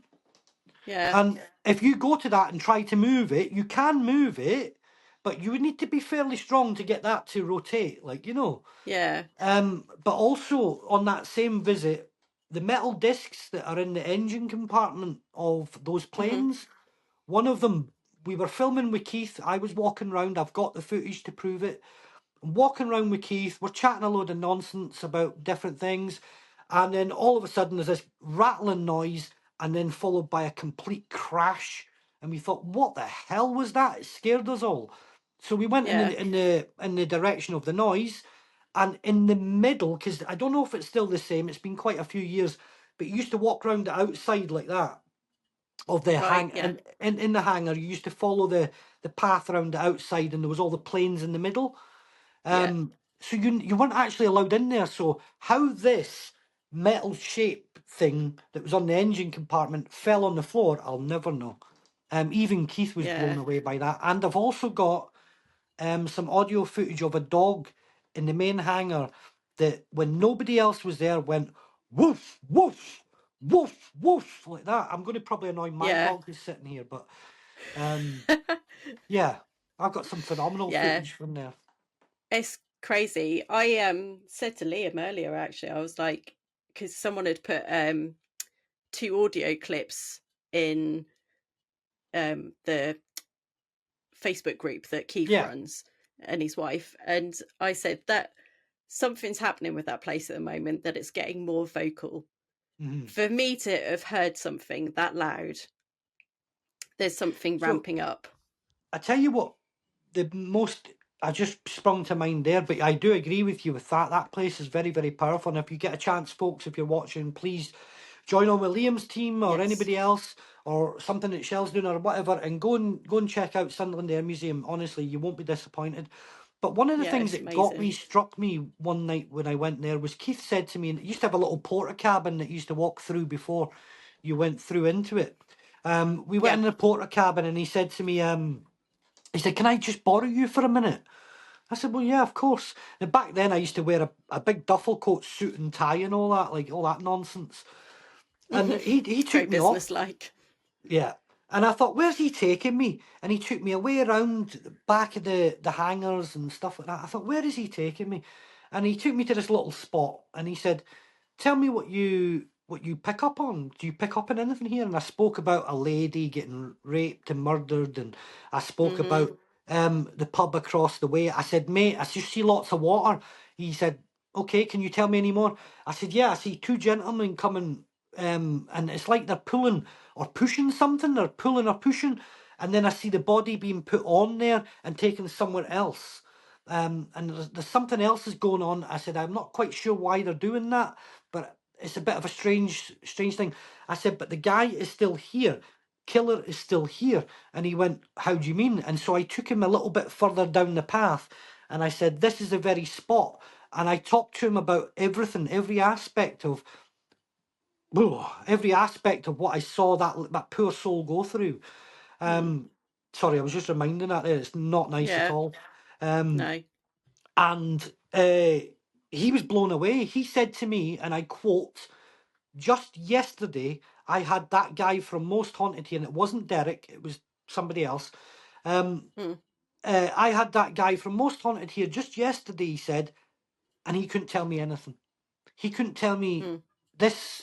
All he could tell me is that there was a girl being murdered. That was all he could tell me. But with no provocation or anything like that. I was just led somewhere and asked to speak about what I picked up on, and it was. And again, I take no credit from that, like other mediums may do. I say it from a point of view is it actually showcases how good they are. All I am is a telephone.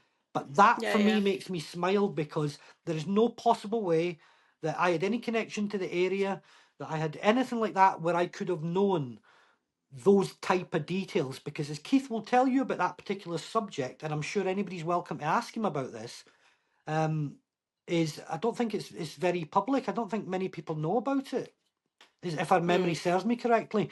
But he was able to verify everything that I said. I think bar I think 1 or 2 little small details. But he did say that there's no way you could have known about that horse and cart being dragged over, and the body and the pub and everything else being a connection. There's no way that you could have known that. He said, so that was amazing. And then I went on to tell him about an aeroplane that he was going to be lifting out of the water. I don't know if he ever did that or not, but I don't know. Yeah, that place is just wild. It is wild. It is absolutely fantastic. Wild. Yeah, it's definitely like the more I go, the more I get from it. I think the first time before my first visit, I actually drew a plane going into the ground and flames, and there was a woman with a child that was like waiting for someone to come back who never. And then I learned about Sergeant Shaw and how his plane had crashed, and I was like, "What?" And Leah was like, "You've never been here. You don't know nothing about it." I went, "No, I Now, literally nothing. again, I refer to walking around that corner or the telephone ringing, and I always say to people, it happens to everybody. We are all have the ability to connect to spirit. The bit that's difficult is the trusting yourself. Again, I relate to that earlier when I said you have to trust yourself before you trust spirit, and that is a perfect example.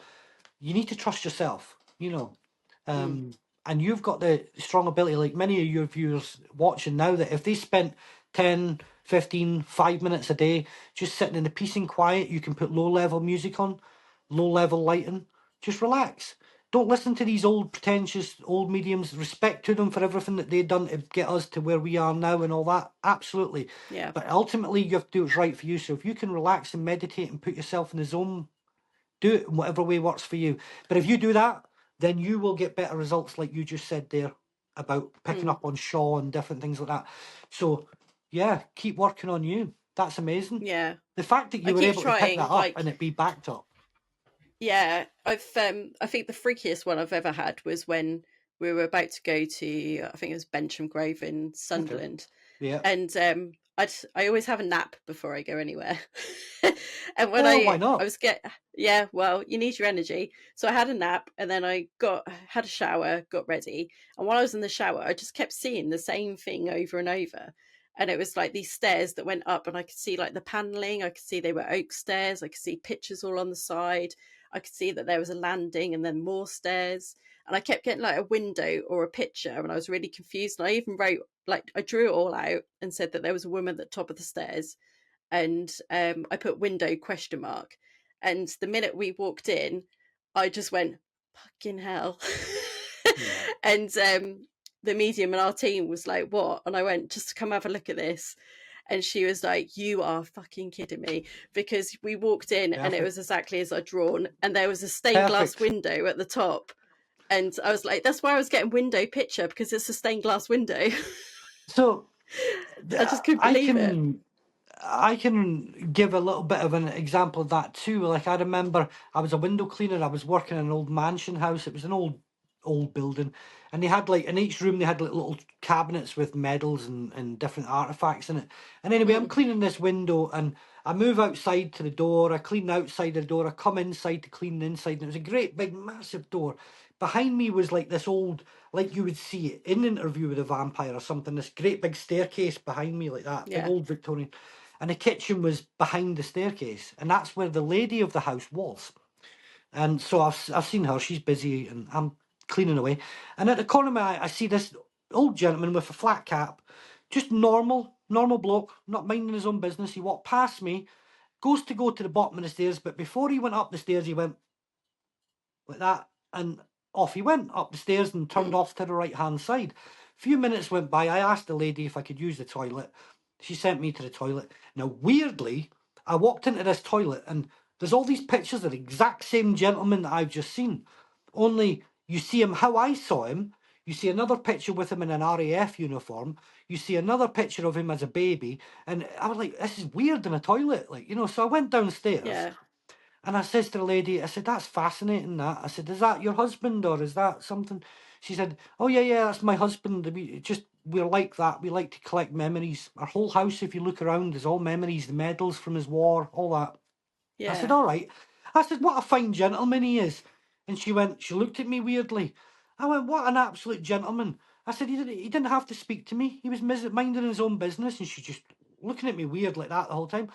I said, and as he went by, he just nice little polite tip of the cap with a smile, and disappeared. Yeah. She said to me, rather than saying my husband's passed, the first thing she said to me is, what direction did he go? I said, straight towards that toilet I just went to. I said, in that direction. And she said, I've got his ashes down the hallway. He passed away about 5 years ago. I was like, wow. So although my case was spirit, your case was a thing in the window, but it's funny how these things present, and then you can back it up with facts.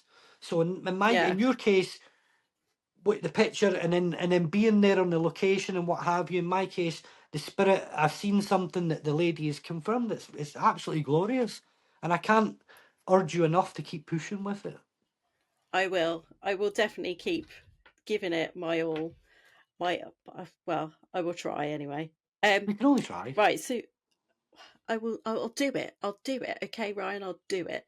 I'll be checking. Or Sally I know will. you will. Yes. Yeah, please do, because I do have ADHD and I will forget. So do Oh, check. yeah, I'm the same. I need a kick up the backside. So, what I want to do is just finish off this insightful. Honestly, it's been an amazing chat. I could talk forever. I've loved every second of it. I like to finish with like a profound, although we've had some like profound advice going on tonight. One question. You spend so much time as a bridge between the worlds, and how has this changed your view on what it really means to live fully? Show me love. He's shown me to look at life in a completely different way. And I'm not being all cheesy, but it's the importance of life, the importance of humanity, the importance of the experience of life. And I don't care, people can make their own judgment. But again, I refer to how I was and who I was. I would never have been doing what I'm doing today. I would never have done the things that I've done with celebrities. I mean, if I stop now, I've done it. I've done everything I've achieved. I could relax and I can say, well, I've got that notch, and that notch. I've done it all. But the most important thing is seeing the real gift of life. You can look at everything. You can look at a TV and you see a TV programme on, you take it for granted that EastEnders is going to be on at 7 o'clock or 8 o'clock or whatever time it's on. Or you go out and you know that that silver car you drive is out there in that driveway. But there is nothing worse than taking life for granted. Because one day I'm not going to be here to speak to you. One day you're not going to be here to speak to me. And one day your husband is not going to be there to speak to you. And that's what we need to take. That's what we need to appreciate in life. The small moments, you know, when you look at your kids and you laugh and you get that little snigger and you just think, oh, that's why I had kids. I love you. You know, or you Yeah. look at the husband and he does something really romantic for you and you just think, I love you. Emphasis in, I love you. That's Yeah. it. It's one of them where there's no shame in being you. There's no shame in a man crying. There's no shame in doing whatever. You know, be fucking you. I wish I had a t-shirt that said exactly that. Be fucking You need to get it. Brand it up. Listen, Shell's Spooky Stories sponsored by. But listen, at the end of the day, it's like, it is, the world is so special. My dog, for instance, my dog Cara that passed away, she was a collie. When I sit in spirit, when I sit and meditate, she was always there. She was always with me. When I felt depressed, she was always there. And when she went, it was like my heart was broken. I cried. I'm not joking. I cried genuinely. My wife will tell you, randomly, every day for 2 weeks. I just cried my eyes out. Barney, who I'm looking at now, who's a Staffordshire cross that was rescued from the Dogs Trust, he's what I call my therapy dog. Now I'm going to open up and give you not necessarily an exclusive, I've mentioned it before, but it's gospel truth. Last year I tried to take my own life. And I tried to take my own life because I just couldn't deal with what life was putting in front of me. I couldn't deal with the different negative things that were happening. And like I said earlier and touched upon, like attracts like. So I was getting stuck on everything that was being negative in my life. So I didn't appreciate the positive. Now, I know this is a long-winded answer, but I just want you to feel what I'm explaining. And with Barney, I looked at him. Went through a cancer threat as well, and a scare. Sorry. Thankfully, I'm all clear. And all these things, I just couldn't see a way forward. Yeah. Until I saw the simplicity of life in Barney. That dog looked at me with a devotion of, I couldn't. But all I could see now, it was probably my own physical mind thinking that, obviously, you know. But all I could think while looking at his eyes was, "Don't do that to me, Dad. Don't do that to me, Dad." You know. Yeah. Stay here, be with me. And then that just grew and grew and grew and grew and grew until every day I give him cuddles and I tell him how much I love him. I tell him how much he means to me. And I think after my big long waffle, just take a minute, folks. When this finishes, don't do it yet because you need to see the whole thing. when this finishes, go find that person, that husband. Stop what you're doing. Michelle's headset is not important. The camera means fuck all. Although it does to her and what she's doing, in the grand scheme of it doesn't matter. Stop what you're doing. Go find your wife. Go find your kids, your girlfriend, your husband, your whatever.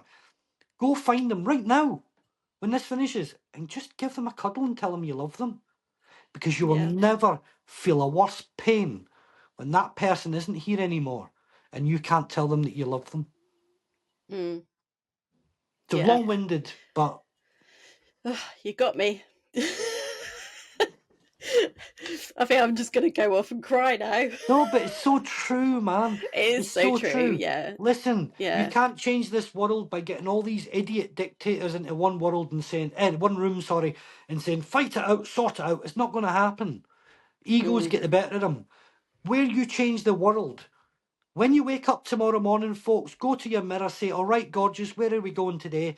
You'll laugh a little bit, feel a little bit silly, go out into your day, whether it's a school run, work, walk, jog, whatever it is, go and do it. And when you pass someone, you'll know who they are because Spirit will direct you and you'll feel someone who's a bit low or a bit down. Maybe they're sitting on a park bench and looking a bit sad.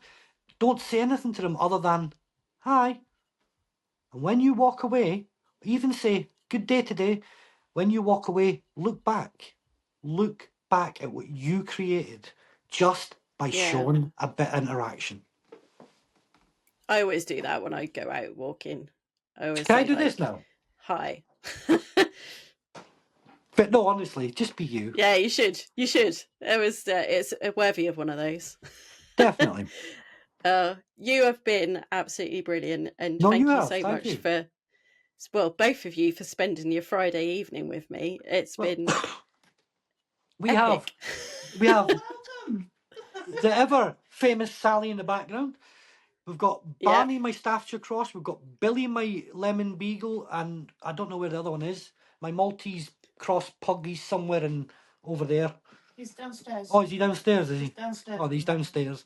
So yeah. I love dogs. I love them. Yeah, I've got a German Shepherd Cross Husky. Oh wow! Who we adopted. Well, I bet she's hairy. All white.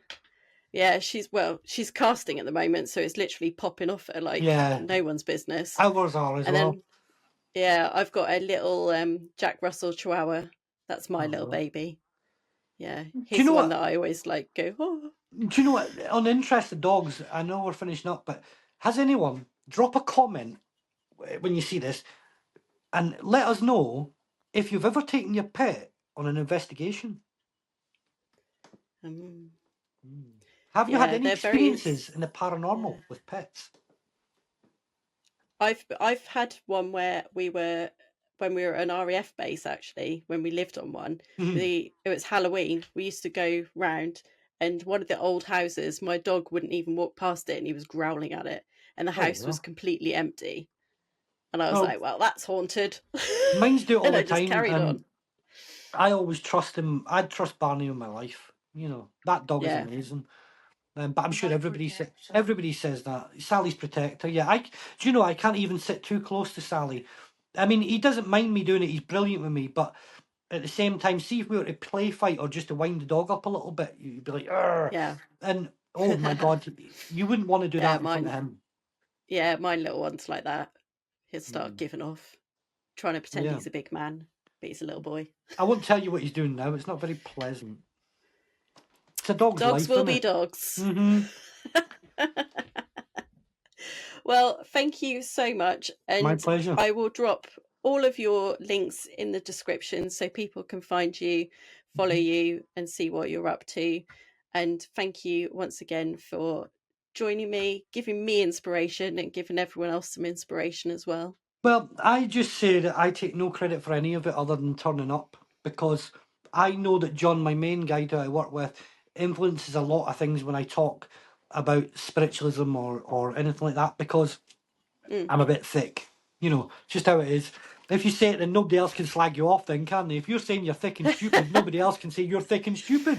I know. Get over yourself. But no, I think what I would love to do, if you're up for it at some point in the future, and I know it's catching you on the hop and a bit unfair, let's do something live sometime.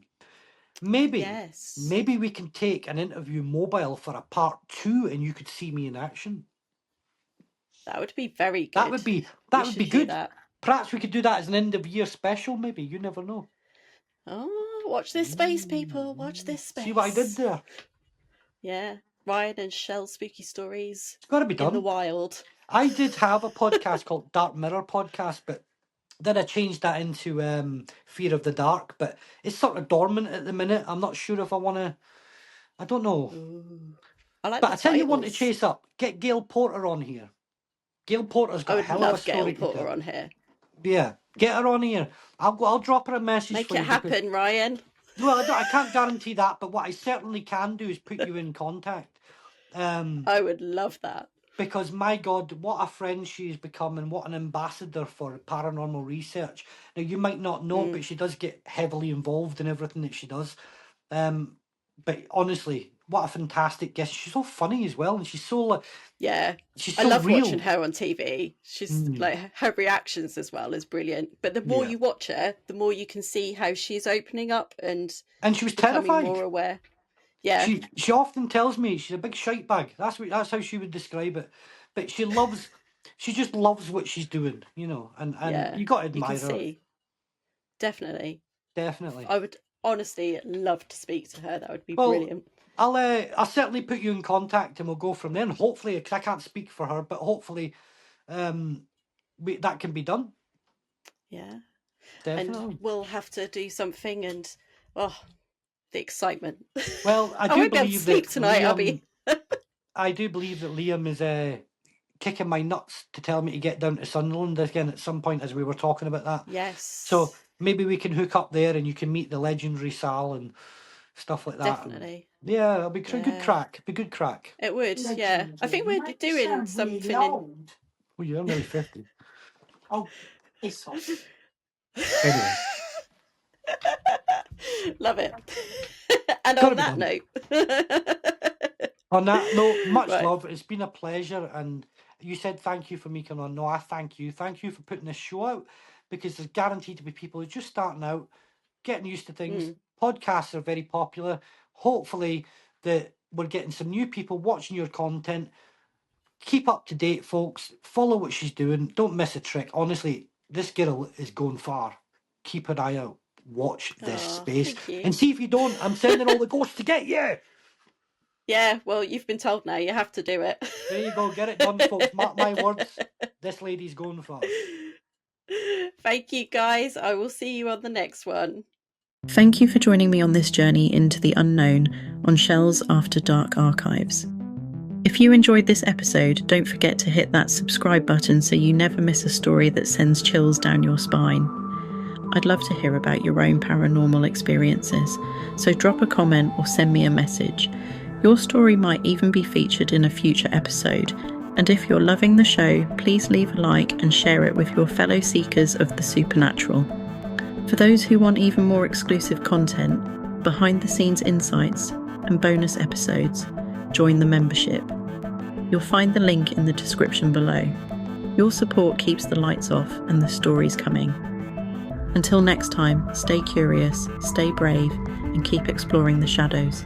See you in the archives, after dark.